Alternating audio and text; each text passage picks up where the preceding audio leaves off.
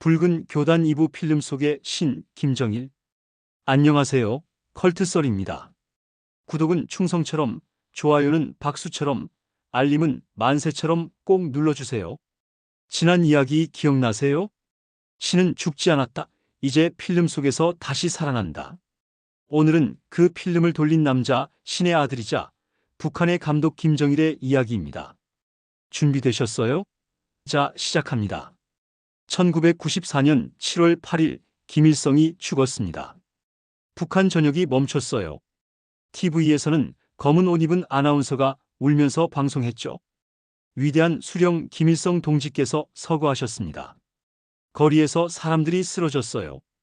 울부짖고 땅을 치고 머리를 쥐어뜯고 진심으로 운 사람도 있었을 거예요.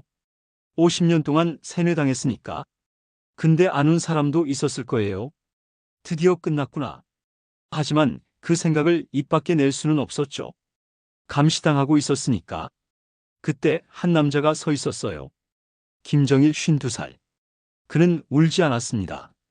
그냥 서 있었죠. 카메라를 응시하면서. 그 순간 그는 깨달았어요. 사람은 눈물로 통제할 수 있다. 그의 첫 연출은 장례식이었어요. 검은 옷, 흰 꽃, 울음소리, 통곡의 파도. 북한 전역이 한편의 영화 세트장이었죠. 모두가 엑스트라였고 주연은 죽은 김일성이었습니다.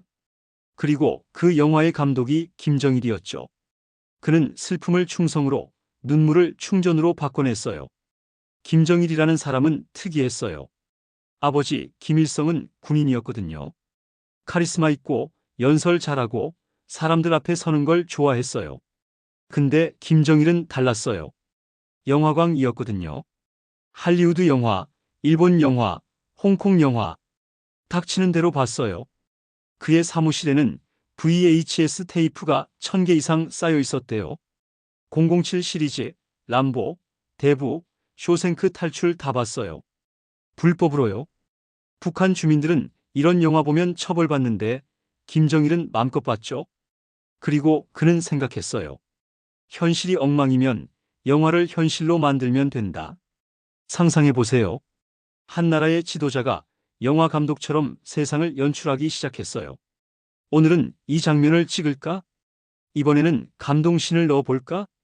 대중은 어떤 스토리를 좋아할까? 있잖아요. 이게 뭔지 아세요? 북한 전체가 영화 세트장이 된 거예요.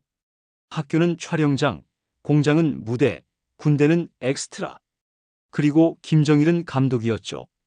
근데 김정일한테는 문제가 하나 있었어요. 북한 배우들이 연기를 못했거든요. 너무 뻔했어요. 너무 억지스러웠어요. 장군님 만세! 를 외치는데 눈에서는 공포가 보이는 거예요. 김정일은 화가 났어요. 진짜 배우가 필요하다. 그래서 그는 결정했어요. 배우를 납치하기로요. 1978년 1월, 홍콩. 한국의 유명 여배우 최은희가 사라졌어요.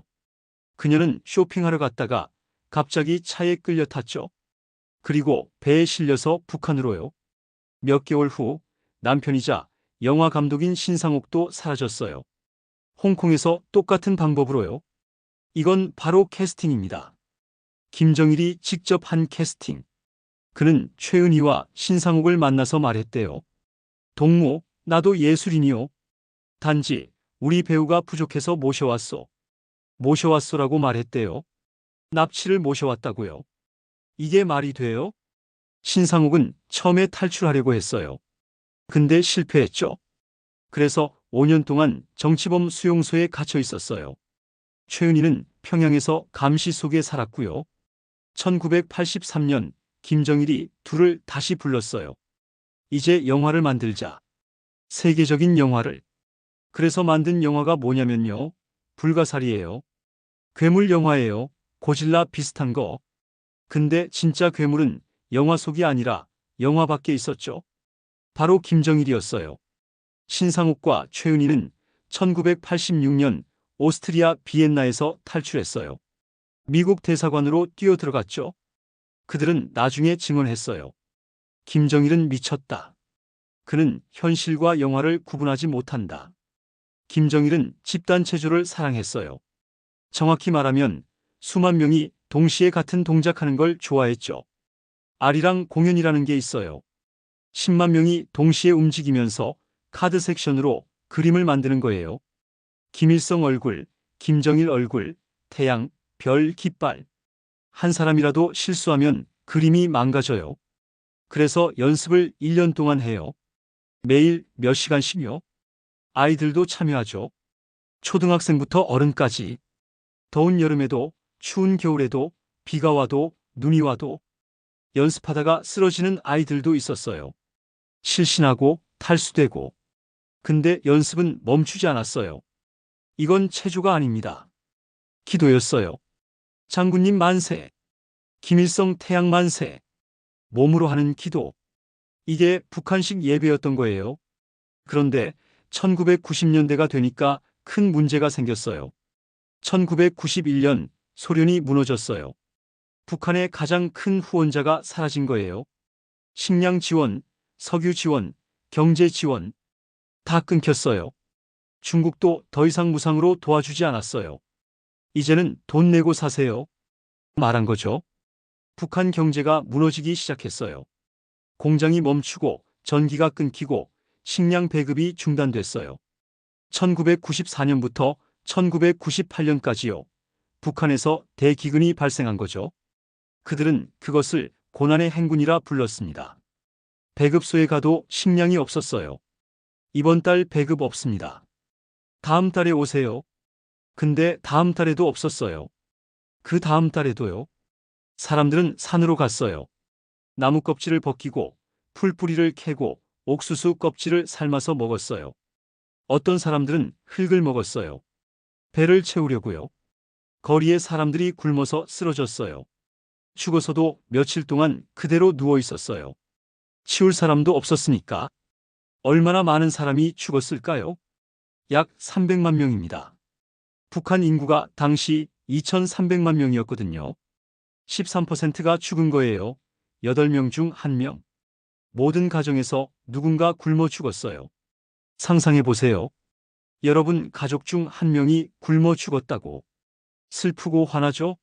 정부를 원망하고 싶죠? 근데 북한 주민들은요, 김정일을 원망하지 않았어요. 왜일까요? 김정일이 이렇게 말했거든요. 이건 미제와 남조선의 봉쇄 때문이다. 우리가 굶는 건 적들 때문이다. 수령님도 우리와 함께 고생하신다. 조금만 참으면 우리는 승리한다. 사람들은 믿었어요. 진심으로요. 우리가 굶는 건 미국 때문이야. 김정일 장군님도 굶고 계셔.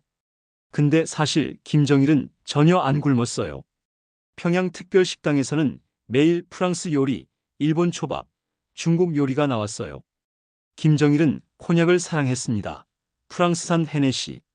한 병에 수백만 원 하는 거요.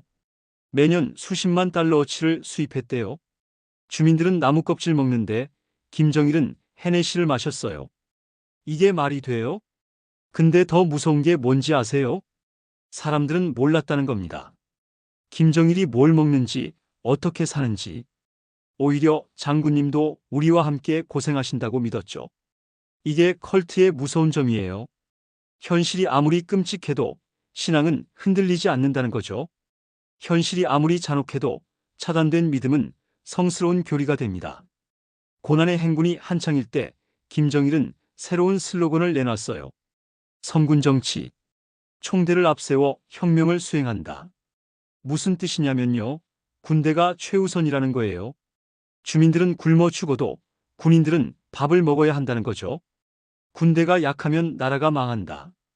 군대만 강하면 우리는 승리한다. 그래서 모든 자원이 군대로 갔어요. 식량, 연료, 물자 모두 다요. 주민들, 나머지만 먹으면 돼요. 믿기 힘들지만 이건 사실입니다. 이건 정치가 아니라 희생제의였습니다. 옛날에 제사 지낼 때 가장 좋은 음식을 신에게 바쳤잖아요. 북한도 똑같았어요. 군대가 신이었던 거예요. 그래서 김정일은 항상 군복을 입고 다녔어요. 아버지 김일성은 양복을 입었는데 김정일은 카키색 군복만 입었죠. 나는 군의 총사령관이다. 그게 그의 정체성이었어요. 그런데 2000년이 되면서 남북 관계가 좀 나아졌어요. 김대중 대통령의 햇볕 정책 때문이었죠. 북한을 적으로 보지 말고 대화하자. 2000년 6월 김대중 대통령이 평양에 갔어요. 남북 정상회담이 열렸죠.